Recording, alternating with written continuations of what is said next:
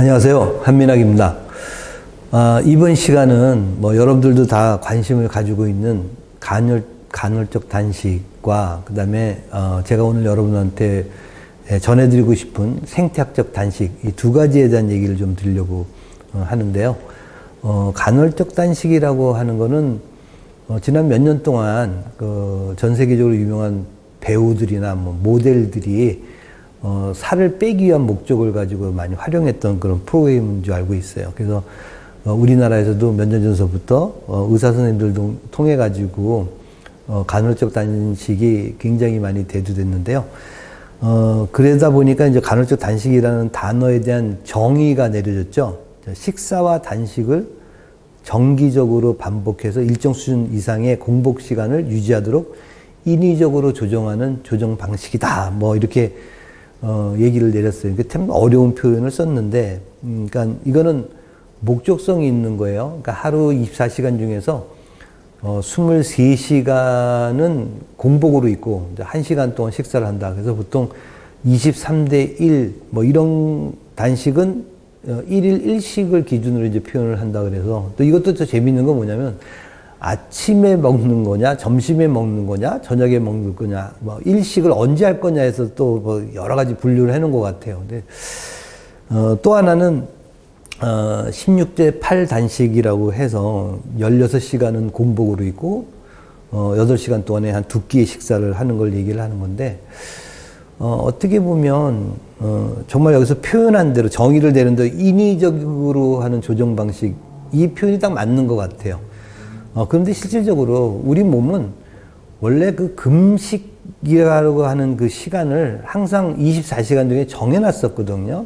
그러니까 현대를 살아가는 우리의 몸이라고 하지만 우리 몸에 있는 유전 정보는 지금부터 한 15,000년, 13,000년 이 정도 전에 원시 시대의 유전 정보를 가지고 있어요. 그러다 보니까 그때 당시를 기준으로 본다면 우리 24시간 중에서 음식을 먹는 시간과 그 다음에 쉬는 시간이 정해질 수밖에 없었겠죠. 아침에 음식을 먹는 거는 아침에 일어나서 돌아다니면서, 그러니까 아침에 일어난 시간은 해가 뜰 때 일어나겠죠. 근데 일어나서 언제까지 돌아다니냐면 해가 떨어지게 되면 특별한 일이 없으니까 다시 굴 속으로 들어와야 되잖아요. 그러니까 요 시간 동안에 수렵 생활을 하면서 필요한 음식도 먹고 돌아다녔다라는 거죠. 이제 여기서 운동이라고 써놨지만 운동은 현대인들한테 맞는 얘기지 원시대는 운동이라는 단어가 의미가 없죠. 계속 돌아다니고 있는 거니까. 그리고 추위나 더위 또는 비바람을 피해가지고 굴 속에 들어와서 잠자게 될 텐데, 물론 이제 불이 발견된 건 한 20만 년 전에 발견됐으니까 불을 피워서도 있을 수 있었지만, 지금 현대인들 같이 냉장고가 있는 것도 아니니까 음식을 저장하는 것도 쉽지 않았을 거고, 그래서 육포 같은 거, 겨우 이제 고기 같은 거 말린다든지 생선을 말린다든지 이런 것들이 살아가기 위해서 조금씩 개발이 됐겠지만, 그때 당시까지는 만 몇천 년 전에는 그런 것조차도 그렇게 크게 활용하지 못했을 거라고 본다면, 해 떨어지고 난 다음에 그 다음에 해 뜰 때까지 보통 한 12시간, 해가 짧은 기간에는 좀 더 길어질 수가 있겠죠. 그래서 12시간, 14시간은 자연스럽게 음식을 먹지 않고 공복의 시간을 가질 수밖에 없었다라는 거예요. 그러니까 이게 그런 오랜 기간의 진화 과정을 통해 가지고 결국 우리 몸은 그런 사이클을 갖게 되는 거죠. 밤 되면 잠자게 되고 아침 해 뜨면 눈 뜨는 거와 마찬가지로, 그래서 세라토닌과 멜라토닌 호르몬들의 작용도 역시 마찬가지로 그 해가 떴느냐 졌느냐에 따라서 달라지잖아요. 그런 건 마찬가지로 결국 우리 몸은 12시간, 14시간은 금식을 하는 게 필연적이다라는 그런 얘기예요. 그래서 이 기간 동안에 우리 몸에서는 충분한 숙면을 취할 수도 있고, 그 다음에 우리 몸에서 소화관이 좀 쉴 수가 있겠죠. 음식이 안 들어오니까 이제 그런 것들을, 들어온 음식들, 낮에 들어왔던 것들을 이제 처리하는 그런 과정만 있으면 되니까, 그래서 소화관도 좀 쉬게 되고, 또 우리 소화가 돼서 흡수된 영양 물질을 만드는 간에서는 대사와 해독이 자연스럽게 이루어지는 이제 이런 시간이 필요한 거니까, 먹고 그 다음에 쉬는 과정 속에서 간은 대사와 해독을 하게 된다라는 거예요. 이게 이제 어떻게 보면 그 생체 활동이라고 볼 수가 있겠죠. 인체 내에서.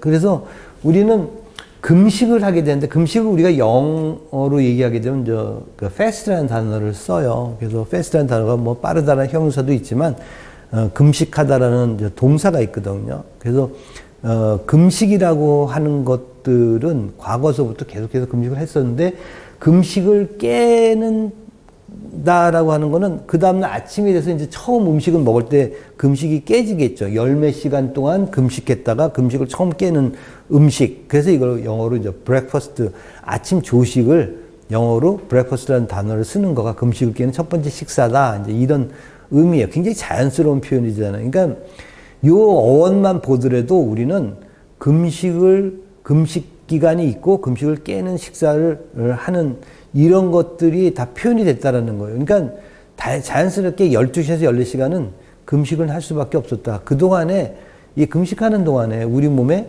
간에서는 들어온 영양 성분들을 가지고 인체가 필요한 물질도 만들게 되고, 이거 우리가 뭐 신진대사 또는 물질대사 이렇게 표현을 하잖아요. 그리고 세포가 사용하고 나면 그것들에서 나오는 노폐물들을 다시 처리해 가지고 그러면 소변이나 땀이나 또 대변을 통해 가지고 내보내고, 이 과정을 하는 데 있어서 우리 몸에서 가장 중요한 역할을 하는 게 이제 효소들의 작용이거든요. 굉장히 많은 효소들이 어떤 화학 물질들을 이제 분해해서 바깥으로 버리고 인체가 필요한 것들 만들고 이 과정을 거치잖아요. 그래서 이거를 하기 위해서 우리는 낮에 먹은 음식물 중에 인체가 필요한 영양 성분들을 이제 흡수를 하게 되니까, 우리가 낮에 돌아다니면서 음식을 먹게 되면 그거를 갖고 저녁 때는 쉬는 동안에 간이 그걸 이용을 해서 인체 세포 속에 영양도 공급을 하고 노폐물도 처리하는 굉장히 자연스러운 이런 과정들을 갖게 되는 거예요. 근데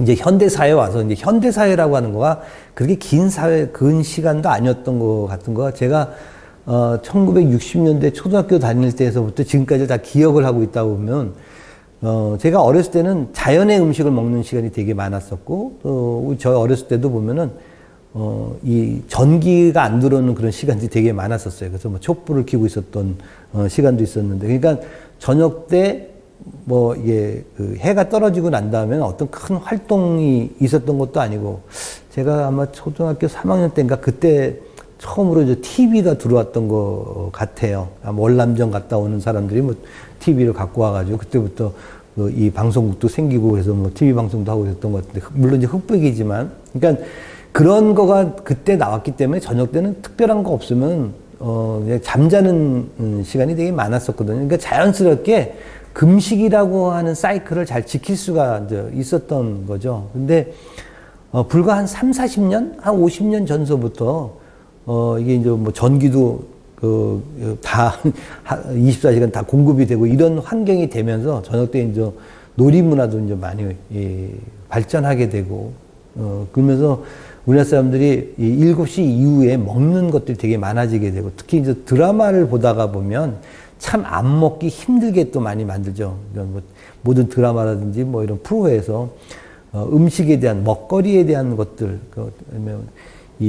또 이런 것들 좋아하는 그 먹방 프로 같은 것도 많이 개발이 되면서 이제 그게 많이들 유혹을 하잖아요. 그것도 대한민국 사람들이 원래 배달의 민족이다 보니까 이게 배달하는 음식들이 굉장히 다른 나라, 어떤 나라보다도 활성화되면서 저녁 때도 이제 시도 때도 없이 배달을 해가지고 이 밥 먹는 시간 자체가 어떤 경계가 없어지게 되는 그 과정 속에서 그게 한 20년, 30년 동안 그런 식의 식생활을 갖게 되다가 보면 결국 우리 몸에서 간은 쉬지 못하고 소화가는 무리를 갖게 되면서 질병을 갖게 되는 그런 경우들이 되게 많아지게 돼요. 이제 질병을 만들고 나니까 그 다음에서야 또 이제 간헐적 단식이라는 걸 이용해가지고 어떻게 하면 살을 뺄 수 있습니까? 어떻게 하면 뭐 혈당을 조절할 수 있습니까? 뭐 고지혈을 없애기 위해서 그런 목적을 갖고서 이제 이런 간헐적 단식에 관심을 많이 갖고 있는데요.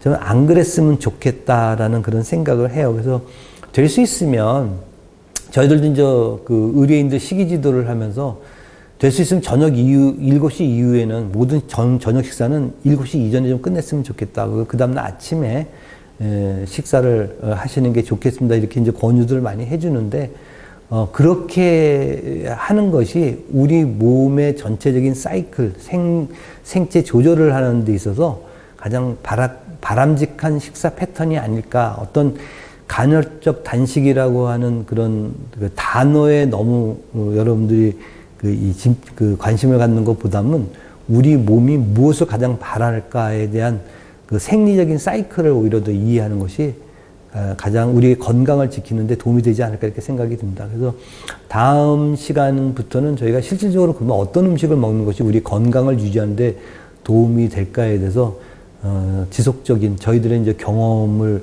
20년 동안의 경험을 같이 나눌 수 있는 그런 시간을 갖도록 하겠습니다. 네, 감사합니다.